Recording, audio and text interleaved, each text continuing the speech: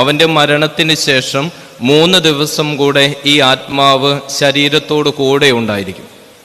3 ദിവസത്തിന് ശേഷം പിന്നീട് ആ ശരീരത്തിൽ നിന്ന് യാതൊന്നും തന്നെ പ്രതീക്ഷിക്കാൻ വകയില്ലാത്തതുകൊണ്ട് ഇനി ആ ശരീരം മരിച്ചതിന് തുല്യം തന്നെയാണ്. അതിൽ നിന്ന് ഇനി ഒരു നന്മയും പ്രതീക്ഷിക്കാനില്ല.